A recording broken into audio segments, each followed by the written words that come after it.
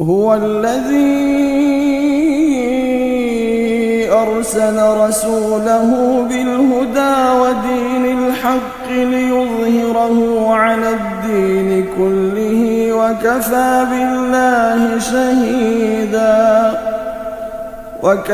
بالله شهيدا محمد رسول الله والذين معه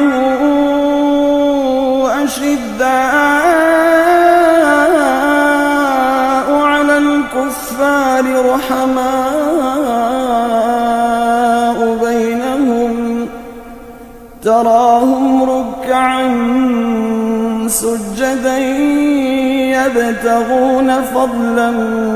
من الله ورضوانا سيماهم في وجوههم من أثر السجود ذلك مثلهم في التوراة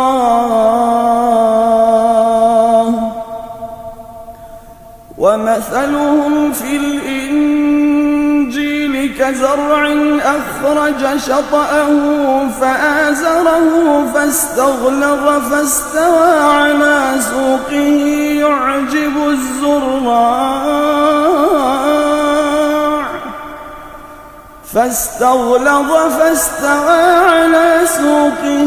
يعجب الزراع ليغيظ بهم الكفار وعد الله الذين آمنوا وعملوا الصالحات منهم